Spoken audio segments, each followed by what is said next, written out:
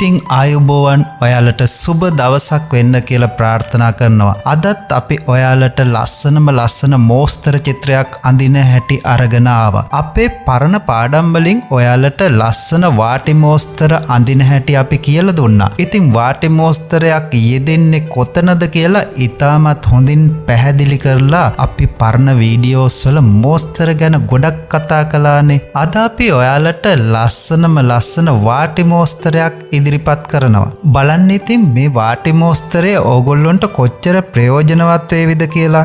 ඉතින් ඔන්න ඔයාලටත් සිද්ධ වෙනවා සාම්ප්‍රදායික හැඩතල භාවිතා කරමින් නූතනයට ගැලපෙන විදියට අලුත්ම නිර්මාණයක් කරන්න.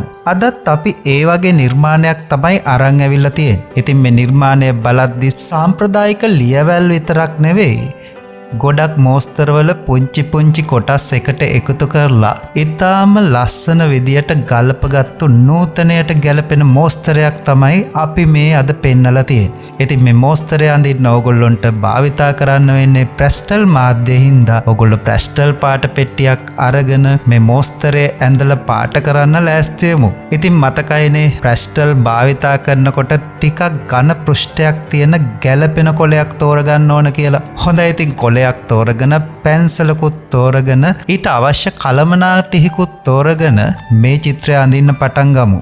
ඔන්න අපි මේ චිත්‍රය අඳින්න ඉස්සෙල්ලා අද අපිට මේ චිත්‍රය ලස්සනට ඇඳලා එවලා ඔයාලට ඉදිරිපත් කරන්න කියලා කිව්වේ නිරූපා ලක්මිනී ටීචර්. ඉතින් අපි ටීචර්ටත් ගොඩාක් ස්තුතිවන්ත වෙනවා මේ වගේ ලස්සන මෝස්තරයක් ඔයාලට ඇඳලා දෙන්න ගොඩක් මහන්සි වුණාට. අද අපි මෝස්තරය ඊටාම සරලව පියවරෙන් පියවරට පෙන්වන නිසා අදාළ පියවරවල් වල ඕගොල්ලොන්ගේ වීඩියෝ නවත්තලා මෝස්තරයේ තියෙන කොටස් හොඳින් අධ්‍යයනය කරන්න කියලා අපි ඉල්ලීමක් කරනවා. දැන් ඉතින් අපි ගත්ත කොලේ ඔය විදියට වාටි මෝස්තරයට ගැලපෙන විදියට රේඛා දෙකක් ගහගන්න. සම්පූර්ණ කොලේ පුරාම වාටි මෝස්තරයක් අඳින්න අවශ්‍ය වෙන්නේ නැහැ. වාටි මෝස්තරේ ඉතින් ගත්තම ටිකක් දිගින් වැඩිනේ, පළලින් ටිකක් අඩුයි. ඉතින් ඔන්න ඔය විදියට අපි රේඛා දෙකකින් මේ මෝස්තරය අඳින සීමාව සලකුණු කරගත්තා. ඔන්න දැන් අපි ගහගත්තු රේඛා දෙකට ඇතුල් පැත්තෙන් මෝස්තරයට අදාළ කොටස් 3කට මෙන්න මේ වගේ මැදින් ඉරි දෙකක් ගහලා අපේ කොලේ බෙදාගත්තා. දැන් ඔන්න මේ මෝස්තරේ ප්‍රධාන කොටස් 4කට බෙදාගෙන තමයි අපි මෙන්න මේ විදියට අඳින්න සූදානම් වුණේ. ඔව්, ඉතින් මේ මෝස්තරේ තියෙන ප්‍රධාන කොටස් 4ම අපිට අඳින්න එක කොටසක් මේ විදියට ඇඳගත්තම ඇති කියලා හිතෙන නිසා ඒ කොටසට සමාන කොලයක් මෙන්න මේ විදියට කපලා ඉවත් කරගන්න ඕන. ඔන්න දැන් අපි මේ පුංචි කොල කෑල්ල 4ට නවාගත්තා. මේක පරිමාණගත කරගන්න තියෙන පහසුව නිසා. ඔන්න මේ විදියට දිග ඇරගත්තා. ඔන්න ඉතින් අපි මේ මෝස්තරයට අදාළ මූලික හැඩතලය මේ පොඩි කොල කෑල්ලේ මෙන්න මේ විදියට ඇඳගන්නවා. ඉතින් මම මේක ලොකු කරලා දෙන්නම්. ඔයත් මෙන්න මේ විදියට වීඩියෝ එක නවත්තලා ඔයාට ගැලපෙන විදියට මේ මෝස්තරය මෙන්න මෙහෙම ඇඳගන්න. හරි, දැන් ඉතින් අපි ඔක පැන්සලෙන් ඇඳගත්තනේ. අපිට දැන් මේ මෝස්තරය පිටපත් කරගන්න ඕන අපේ කොලේට. කොහොමද ඒක පිටපත් කරන්නේ? අපිට ටිෂු කොලයක් පාවිච්චි කරන්නත් පුළුවන්, ට්‍රේෂින් කොලයක් පාවිච්චි කරන්නත් පුළුවන්, වෙන උපක්‍රම පාවිච්චි කරන්නත් පුළුවන්. හැබැයි ඉතින් කලබලයට මේක දෙයක්වත් අපිට හොයාගන්න බැරි වෙන්නත් ඉඩ තියෙනවා. ඉතින් මොකටද කලබල වෙන්නේ නේද? මේ පුංචි කොල කෑල්ලේ පිටිපස්ස තියෙනවනේ. ඉතින් පැන්සල් තුඩ ඔය විදියට මේ පිටිපස්සේ හොඳින් අතුල්ලලා දාන්න. ඔන්න ඔහොම ඇතිල්ලුව කියලා හිතන්නකෝ. දැන් මොකද කරන්නේ? දැන් මේ බ්ලොක් එක එහෙම නැත්තම් මේ අපි හදාගත්තු කොටස තියලා උඩින් ඇන්දොතින් පිටිපස්සේ ගාපු පැන්සල් ඉරි පාරවල් හින්දා ඇඳපු පාර සටහන් වෙයි කියලා නම් අපිට හිතා ගන්න පුළුවන්. බලමුකෝ ඇඳලා.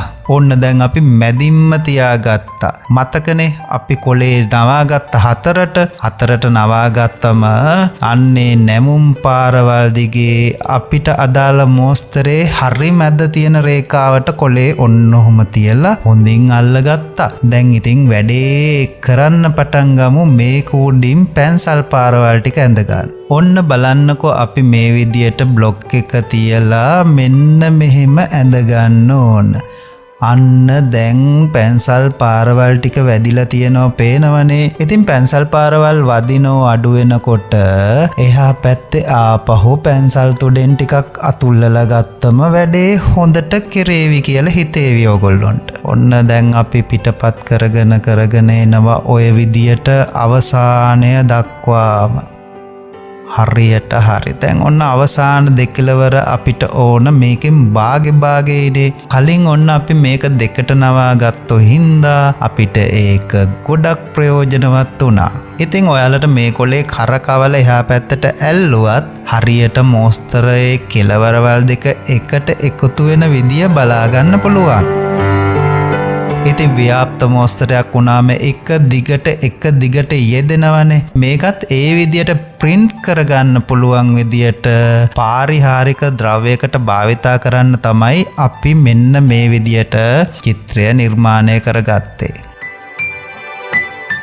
ඔන්න දැන් ඉතින් අපේ පැන්සල් රේඛාව පේනෝ මදි කියලා හිතෙන නිසා අපි ජෙල් පෑනක් වෙළඳ පොලේ බොහොම අඩුවට තියෙන ජෙල් පෑනක් අපි මේකට තෝරගෙන අපේ රේඛා ටික ඔන්න ලස්සනට මේ විදියට තද පාටින් පාට කරගන්නවා. ඉතින් සමහර අය මගෙන් අහලා තිබුණා ජෙල් පෑන් වගේ දේවල් භාවිතා කළාට කමක් නැහැ කියලා. ඉතින් කමක් නැහැ. ජෙල් පෑන් තියෙනවනේ දැන්. ඒකින්ද ඔයාලට ඕන පාවිච්චි කරන දේ නෙවෙයි. ඔයාලගේ මෝස්තරේ ගැල්ලපෙන විදියට ලස්සනට අඳින දේ විතරයි. ඔයාලට අඟුරු කෑල්ල ඉඳලා මේ ලෝකේ ඔයාලට පහසුවෙන් හොයාගන්න පුළුවන් ඕනම දෙයක් පාවිච්චි කළා මෝස්තරේ හැඩට අඳින්න තමයි ඕන. ඒකින්ද හොඳින් මතක තියාගන්න භාවිතා කරන අමුද්‍රව්‍ය සීමා නොකරපු අවස්ථාවල ඔයාලට රිසිසේ ඕන තරම් දේවල් අරගෙන මෙන්න මේ විදියට ඇඳ ගන්න පුළුවන්. කොහොමද? ඔන්න අපි හැම තැනම ඔය විදියට ජෙල් පෑනෙන් මතුවෙන විදියට ලයින් ඩ්‍රෝයින් එකක් කරගත්තා. ඒ කිව්වේ රේඛා ටික පැහැදිලිවම ඇඳගත්තා. දැන් මෙන්න පාටකూరు දෙක පේනවනේ. මේ පාටකూరు දෙක ඔයත් තෝරගන්න ඔයාගේ පාට පෙට්ටියෙන් මේ පාටකూరు දෙක. මේ පාටකూరు දෙකේ මිශ්‍රණයකින් ඔන්න ඔය විදියට මූලික පියවර තබා ගත්තා. ඉතින් ඔයාට මේකට කහ පාට ටිකක් එකතු කරගෙන මෙන්න මේ විදියට වර්ණය අඩු වෙලා යන විදියට ෂේඩ් කරගන්න පුළුවන්. ඉතින් වර්ණ ටිකක් ආලේප කරනකොට පාට දෙක එකට කව තියන්න ඕන. පාට දෙක එකට ගැලපෙන විදියට මිශ්‍ර වෙන විදියට හිමින් කරකවන්නත් ඕන. පුංචි පුළුන් කෑල්ලක් වගේ දෙයක් අරගෙන අතුල්ලන්නත් පුළුවන්. ඉතින් සමහරු නම් ඇඟිල්ලෙන් අතුල්ලලා ඇඟිල්ලෙත් ගා ගන්නවනේ. කොහොම හරි ඉතින් වැඩේ කරන්නනේ ඕන. ඔන්න මූලික පියවර ඉවරයි. දෙවනි පියවරේදී අපේ ඔන්න කොලේ අගිස්සට කොළ පාට එකතු කරගෙන කොලේ මුල් කෙළවරෙන් අපේ ලා කොළ පාට අරගෙන ඉස්සරහට ගිහිල්ලා දෙක මිශ්‍ර කරන්න තමයි හදන්නේ. ඔන්න අපි මේ දෙක මෙන්න මේ විදියට මිශ්‍ර කරා. බලන්න හැම දෙයක්ම එක්ක ලා පාටින් පටන් අරන් තද පාටට ගිහිල්ලා දෙක මැදින් මිශ්‍ර වෙනවා. එහෙම නැත්නම් තද පාටින් පටන් අරන් ලා පාටට ඇවිල්ලා මැදින් ලස්සනට මිශ්‍ර වෙන විදියට තමයි අපි පාට කරගන්නේ. ඉතින් මෙතනදී කොළ පාටයි මේ තැඹිලි පාට රතු පාට වගේ වර්ණ කාණ්ඩයක් තෝරගත්තේ. මේ දෙක එකිනෙකට කිට්ටු කරන්න බැරි වර්ණ. ඒ වුණාට බලන්නකො ලස්සනට කිට්ටු වෙලා තියෙන විදිය නේද? ඉතින් අන්නේ ඥාතිකම නම් හදලා දුන්නේ කහ පාට වර්ණය තමයි. ඔන්න දැන් අපි මේ කර්ණිකා හැඩය වගේ එකටත් කහ පාට එකතු කරගත්තා. ඉතින් කහ පාටත් අඩු වෙන විදියට තමයි ඒකේ මැද කොටස නිර්මාණය කරේ. ඔන්න ඔය විදියට ලං කරලා බලන්නකො මේක. දැන් ඔන්න අපි මේ විදියටම තමයි අනිත් හැම හැඩතලයක්ම පාට කරගන්නේ. සමාන හැඩතල එක විදියට පාට කරගන්නවා. ඔන්න තව එකක් පාට කරගත්තා. ඔන්න දැන් අපි ඔක්කොම පාට කරගෙන ඉවරයි. දැන් අපි පසුබිම වර්ණ කරන්න හදන්නේ ඔන්න දැන් ඔයගොල්ලන්ට පොඩි ඩොට් එකක් පේනවා. පාට දාලා බැලුවා වැඩේ හොඳද කියලා ගැලපෙනවනේ. ඔන්න ඉතින් රතු තැඹිලි රෝස වර්ණ කාණ්ඩයට ගැලපෙන විදියට මිශ්‍ර වෙලා යන විදියට වර්ණ මේ විදියට තවර ගන්න ඕන. ඉතින් මතක තියාගන්න ඕන පැස්ටල් භාවිතා කරන නිසා බොහොම ඉක්මනට අපේ අතේ පයේ ගෑවිලා ඒවා වෙන තැන්වල ගෑවෙන්න පුළුවන්. ඉතින් එහෙම කරන්න බෑ. මේක වැඩේ නීට් එකට තියෙන්න ඕන. ඒකයි අපිට මේක මෝස්තරයක් හැටියට සලකන්න පුළුවන්. මෝස්තරේ දැක්ක ගමන් කාට හරි ගන්න හිතෙන්න ඕන මේ රිදි කෑල්ල. එහෙම නැත්නම් මේ අපි මෝස්තරාත්මකව වර්ණ කරන ඒ පාරිහාරික භාණ්ඩය. දැන් ඉතින් ක්‍රමයෙන් ඔන්න ඔය විදියට පසුබිම පාට කරන් ඇවිල්ලා අවසාන වශයෙන් ඔන්න ඔහොම ලස්සනට අපි චිත්‍රය ගෙනල්ලා තියෙනවා. දැන් කොහමද වාටි මෝස්තරෙත් දෙපැත්තේ වාටි දෙකේ තියෙන සරල හැඩතල ටික දැන් ඔන්න පාට කරගන්න පටන් ගන්නවා. ඔය කොටු හැඩතල ටික ඔහොම පාට කරගන්නවා මැදට යනකොට කහ පාටට අඩු වෙන විදියට.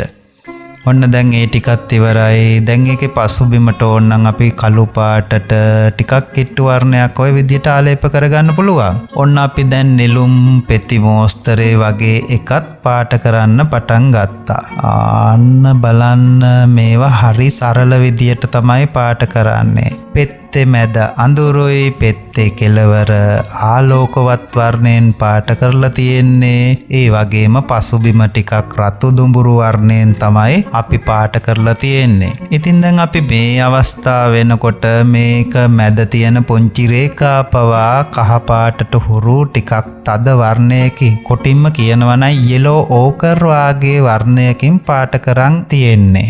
දැන් ඉතින් අපේ චිත්‍රය ලස්සනට නිර්මාණය කරා නේද? මේ චිත්‍රය බැලුවම එක දිගට මෙන්න මේ විදියට තියලා ලස්සන චිත්‍රයක් හැටියට දිගට ගන්න පුළුවන් වාටි මෝස්තරයක් තමයි මේ තියෙන්නේ. ඉතින් සරමක වාටියක්, ෂර්ට් එකක වාටියක්, සාරියක වාටියක් වෙන්න පුළුවන්. වාටි මෝස්තරයක් අඳින්න ආවොතින් ඕගොල්ලොන්ට බොහොම ලේසියෙන් මේ වාටි මෝස්තරය අඳින්න පුළුවන්. ඉතින් අපි අද භාවිතා කරේ සාම්ප්‍රදායික හැඩතල නූතනයට ගැලපෙන විදියට භාවිතා කළ වාටි මෝස්තරය. වාටි මෝස්තරයක් අඳිද්දී ඕගොල්ලොන්ට සත්ව හැඩතල, එතකොට ශාකවල හැඩතල, සාම්ප්‍රදායික මෝස්තර භාවිතා කරන්න කියලා එක විදියට ඉල්ලීම් කරලා ප්‍රශ්න පත්‍රයේ තියෙන්න පුළුවන්. ඉතින් සාම්ප්‍රදායික හැඩතල භාවිතා කළ වාටි මෝස්තරයක් අඳින්න ආවොතින් මේ විදියට වාටි මෝස්තරය ඇඳලා බලන්නකෝ. ඉතින් අදත් ඔයාලා මේ වීඩියෝ එකෙන් ගොඩක් සන්තෝෂ වුණා කියලා අපි දන්නවා. වෙනද වගේම අපිට ලයික් කරන්න,